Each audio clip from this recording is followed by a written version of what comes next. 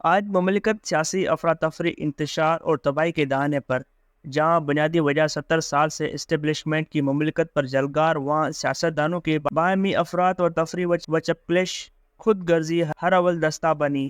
17 April 1953 وزیر اعظم خواجہ ناظم الدین کو جب زور زبردستی چلتا کیا گیا تو اگلے دن ساری کابینہ بجماعت پیچھے امام محمد علی بوگرا کے ساتھ حلف اٹھا رہی تھی۔ تیری سرکار میں پہنچے تو سبھی ایک ہوئے۔ نواز شریف 21 اکتوبر کو وطن واپس کا ارادہ باندھ چکے ہیں۔ بظاہر اگلے منتخب وزیر اعظم بننے کے لیے ذہنی طور پر تیار ہیں۔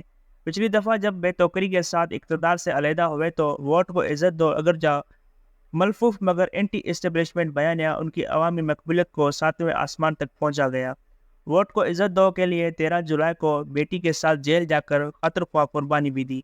4 دن بعد 17 جولائی کو شہباز شریف نے خدمت کو ووٹ دو جیسا اچھوتا مدعیہ بیانیہ متعارف کروا دیا کہ چشم تصور میں خوشحالی نے ووٹ دلوانے تھے، نامراد چہرے۔ 20 اکتوبر 2020 کو نواز شریف نے جب گجرانوالہ جلسے سے خطاب کیا تو بغیر لفظ چبائے فرمایا، عمران خان سے میرا جھگڑا نہیں، وہ جنرل باجوہ اور جنرل فیض کا فقط ایک مہرہ ناچیز ہے۔ میرا مقدمہ جنرل باجوہ، جنرل فیض آپ کے خلاف کہ آپ دونوں نے ایک منتخب وزیر اعظم کو ہٹا کر مملکت کو سیاسی عدم استحکام میں دھکیلا۔ نواز شریف کی تقریر نے اپوزیشن تحریک کو پہلے ہی دن تتر بتر کر دیا۔ نواز شریف نے چند دن پہلے عوامی امیدوں کے مطابق جو بیانیہ اپنایا، آج شہباز شریف نے باقاعدہ طور پر اس کا مکو ٹھپ دیا۔ نواز شریف نے انتقام لینے نہیں، زخموں پر مرہم پٹی رکھنے آ رہے ہیں۔ وہ 21 اکتوبر کو اپنا مقدمہ اللہ پر چھوڑیں گے۔ کیا نواز شریف کی واپسی کا سفر شہباز شریف کی حالیہ شعلہ بیانی کے ساتھ مشروط ہے؟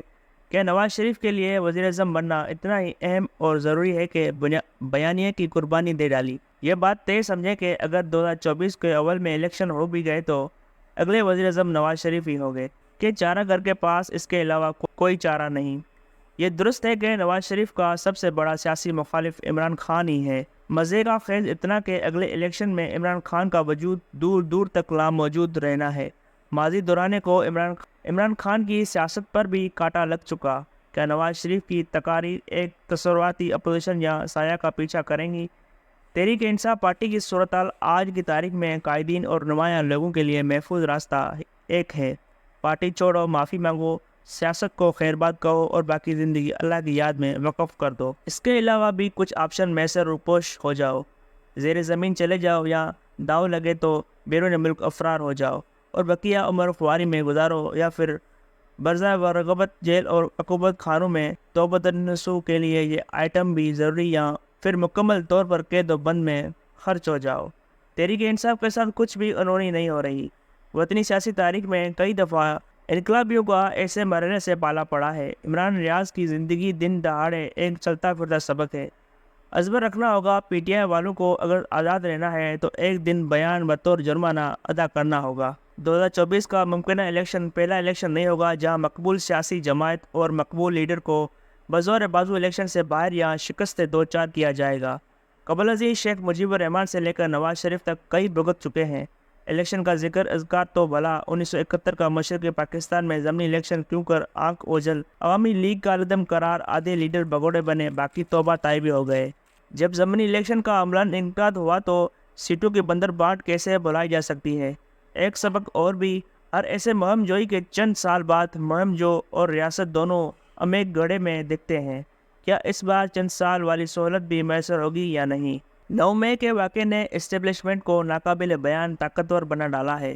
ویسے تو ہمیشہ سے پس پردہ طاقت کے سرچشمہ مزید قوت نافذہ اور اس کی ثمرات اسٹیبلشمنٹ کے حقوق ہمیشہ سے محفوظ ہے۔ 9 مئی کے بعد عملاً اقتدار جنرل عاصم منیر کو بائی ڈیفالٹ منتقل ہو چکا ہے۔ آج چاروں ناچار آئین سے ماورائے مملکت کا نظام و نسق اسٹیبلشمنٹ کی گرفت میں ہے۔ کیا اسٹیبلشمنٹ اس صورتحال سے چھٹکارا لے پائے گی یا عملاً شیر پر سوار ہے؟ اترنا ناممکن رہے گا۔ نواز شریف کی سیاسی مقبولیت کا راز ان کا بیانیہ ہی تو تھا۔ 2019 میں توسیع مدت ملازمت ہو یا اپریل 2022 میں شہباز حکومت کا قیام، نواز شریف کو بخوبی علم کہ ان کی سیاست کو ناقابل تلافی نقصان پہنچا ہے۔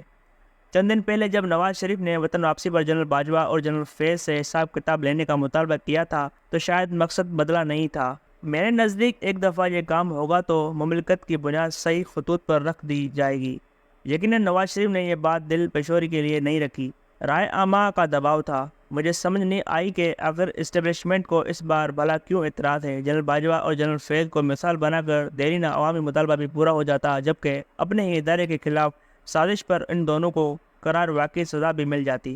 سخت مقبول بیانیے کی سیاست کو بوجھ ہماری قومی پارٹیاں اٹھانے کی سبقت نہیں رکھتی۔ دو رائے نہیں کہ عمران خان کو بھی جب کوئی مفاہمتی فارمولہ دیا گیا جس میں ان کی اقتدار میں آنے کے امکانات ہوئے تو آئین کو تہ بالا کرتے ہوئے بھی اقتدار پکڑ لیں گے۔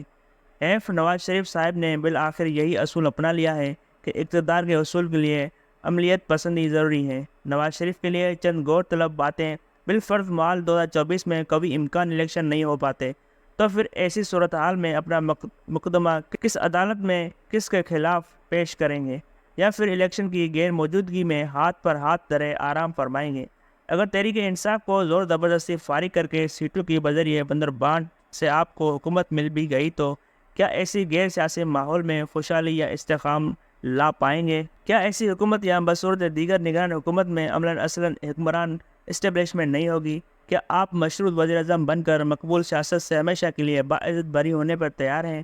قطع نظر سیاستدان اپنے لیے کیا کیا پسند فرماتے ہیں، میری خود غرضی اور سہولت کے اپنے لیے من و من آئین و قانون کی حکمرانی کا بیانیہ پسند فرماؤ۔ کلک ضرور کہ دوست ساتھی سیاستدان سب خود غرض نکلے، آئین و قانون سے ماورائے مشاغل ڈھونڈ نکالے۔ اصولی بیانیہ پر میں تنہا کاؤں کاؤں سخت جانی، ہائے تنہائی نہ پوچھ۔